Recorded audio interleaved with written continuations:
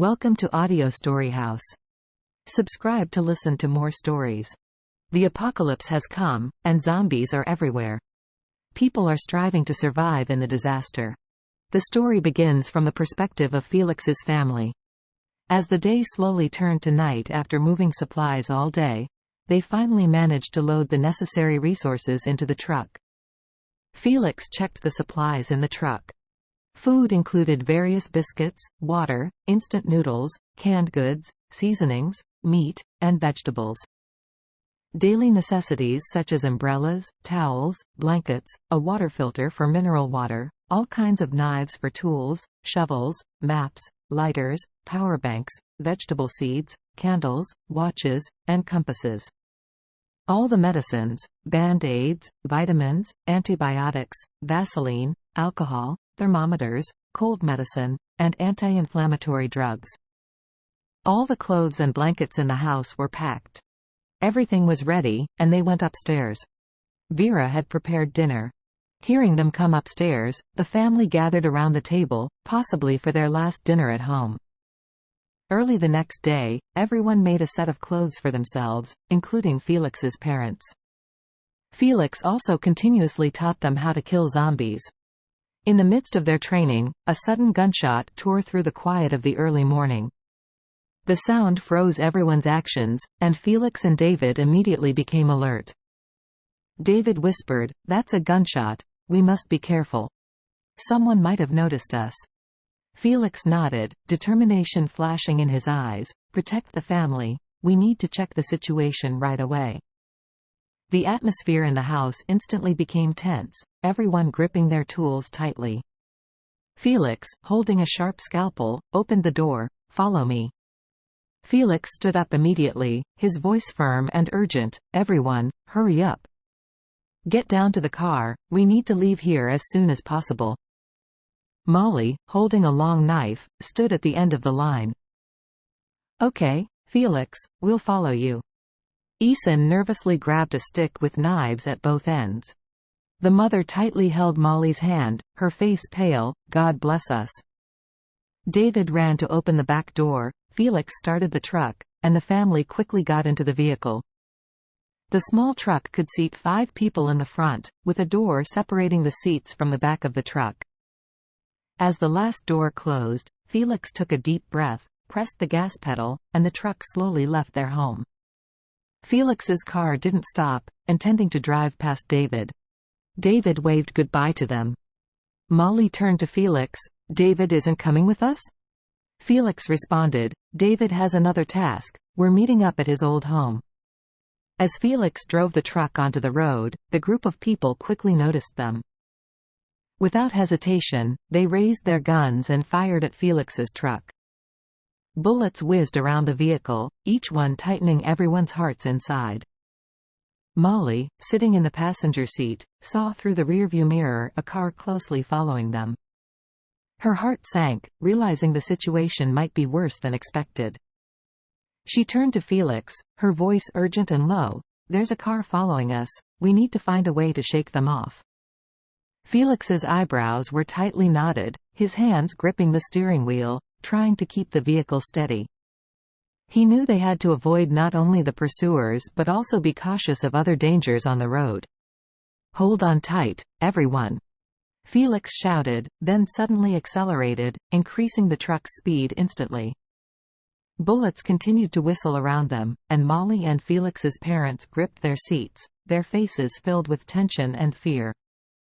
Felix tried to remain calm, skillfully maneuvering the vehicle through the streets, hoping to find a chance to lose their pursuers. He pressed the gas pedal hard, and the truck's speed surged, racing onto the highway like a wild horse breaking free. The car behind them had 2 people, one driving and the other shooting at them. As bullets kept hitting the truck, each impact bringing a loud noise, Felix was acutely aware of the dire situation. He gripped the steering wheel tightly, knowing that if they couldn't shake off their pursuers, they might indeed die on this road. Just at this critical moment, Molly suddenly shouted with joy, "I see David, he's driving behind those people." Felix turned his head in an instant, and through the rearview mirror, he also saw a familiar figure. David was driving a car, appearing decisively and calmly behind the pursuers. A strong sense of gratitude and reassurance surged in Felix's heart. David is here. We have hope now. David gripped the gun in his hand, his gaze firm and calm. The space inside the car was cramped, but David took every opportunity to aim at the pursuers poking out through the window. Each gunshot was David's decisive response to danger. His shooting was accurate, hitting a pursuer who hung on the window. The driver of the pursuers was also an experienced warrior, maintaining the vehicle's stability while constantly looking for opportunities to shoot at David. Every move he made was full of threat, each aim intensifying the tense atmosphere in the air. David realized the danger of the opponent, but he was not afraid at all. Shots were fired one by one, but none were fatal. He suddenly accelerated, and the car charged towards the pursuer's vehicle like an arrow off its string. This sudden move caught the driving pursuer off guard, and before he could react, David's car had already crashed into them violently. The impact was huge, causing the pursuer's vehicle to lose control. At this critical moment, David did not hesitate to drive next to the opponent's side. He quickly grabbed the gun in his hand and fired accurately. The bullet hit its target directly, causing the pursuer's car to lose balance at the moment of impact and finally crash violently into the roadside barrier, scattering debris everywhere. When Felix saw only David's car behind him through the rearview mirror, the tension in his heart was finally released. He slowly stopped the car. David also stopped, and the two got out of their vehicles and hugged each other tightly in the dawn of the apocalypse. "Thank you, David. If it weren't for your timely appearance, I can't imagine what would have happened," Felix said gratefully, his voice full of sincere thanks. David smiled slightly, took two guns from his car, and handed them to Felix. "I got these from the pursuers, hoping they can offer us more protection." Felix took the guns, nodding gratefully. David looked at Felix, his eyes revealing determination and resolution. "These two guns don't have enough bullets to keep us safe on the road ahead. I need to go back and find more weapons and ammunition. You go ahead." Felix gripped David's hand, his gaze filled with reluctance and gratitude. "David, you've done so much for us. Please be careful." David nodded, a smile on his face. "Don't worry, Felix. I will. You also must protect your family." The two hugged tightly once more, then David turned and walked towards his car. Felix watched David's back, filled with deep respect and gratitude. "I will definitely bring safety to your parents," Felix promised loudly. David didn't look back, just waved his hand slightly, that simple gesture seemingly containing countless words and blessings. Then, Felix returned to his car, readjusted his mindset, and ignited the engine, ready to set off again. Molly sat in the passenger seat, holding a GPS device. Although the network was down, the GPS could still provide basic maps and route directions, invaluable in this post-apocalyptic environment. "Drive north for 50 kilometers, then switch to Highway 495, Molly quietly directed Felix. Recalling the morning, David felt he had made the right decision. As dusk fell, the sky was tinged with a faint sunset, and Felix slowly stopped the car, finding a relatively safe place. The interior was filled with a tired yet reassuring atmosphere. Vera took out a few cans, and everyone sat together, enjoying this simple yet precious dinner. As everyone's stomachs were filled with warm food, their tense nerves gradually relaxed. Molly, seeing Felix tired from driving all day, gently suggested, "Felix, you've been driving all day. Let me drive tonight, and you rest." They had studied the route, which wasn't very complicated. Just from Highway 91 to 87, from west to east. The journey would take about 3 days.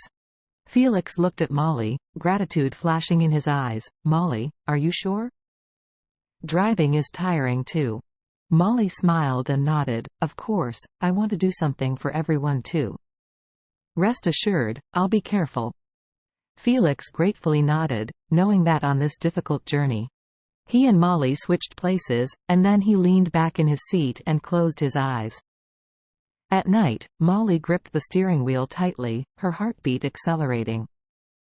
From the rearview mirror, she saw zombies continuously emerging from the bushes, slowly but firmly gathering on the road, as if attracted by some invisible summons. The highway gradually gathered a large group of zombies, drawn towards the light. Panic spread through Molly as she quickly increased the speed of the car, turning to shout at Felix, who was sleeping beside her, "Felix, wake up. Big trouble ahead." Felix jerked awake, immediately grasping the urgency of the situation and sat up straight. "Speed up, take a detour." Felix quickly made a decision, his voice firm. "We can't stop here, nor can we go straight through. Check the GPS for any side roads. We need to go around them." Suddenly, she spotted a side road, narrow but seemingly allowing them to bypass the dense zombie horde, and decisively turned onto that path. The side road was relatively quiet, with only a few scattered zombies around. Molly gently pressed the brakes, stopping the car slowly, and quietly reminded everyone in the car, "Stay alert, keep quiet. We don't want to attract more zombies." They quietly parked by the roadside, covering all the windows to prevent zombies from noticing them. The group quietly slept there. Ethan offered to keep watch, ready to wake everyone at the first sign of trouble. Felix nodded in agreement. Felix reflected on the situation a few days ago when he also noticed the strange phenomenon of zombies seemingly gathering towards the east. This observation puzzled him and added a sense of ominous foreboding. What was in the east that attracted these zombies? He turned to his parents with a calm and firm voice, "Don't be afraid, Mom and Dad. As long as we're together, there's hope. We've already overcome many difficulties, and this time will be no different. I will protect you." The atmosphere inside the car gradually calmed down. Although dangers still lurked outside, under Felix's protection, they found a moment of peace. As dawn broke, Felix and Molly felt a sense of relief. Their nighttime journey on the side road was tense but uneventful, avoiding a zombie encirclement. When the first light of morning touched the ground, they knew they had to make a decision, choosing the safest route to continue forward. Molly cautiously suggested, "We better stick to the side roads. I worry the highway might still have zombies." Felix considered for a moment, offering a different opinion. "The highway, if cleared, would be the fastest route for us. We can scout it out first." After a brief discussion, they decided to check the highway conditions first. They approached the highway with all senses on high alert, ready to deal with any potential dangers. Upon reaching the highway, they found it unexpectedly quiet. No traces of zombies were seen on the road, only a few abandoned vehicles quietly parked on the side, seemingly telling tales of last night's panic and chaos. Felix and Molly exchanged glances, seeing a sliver of relief and hope in each other's eyes.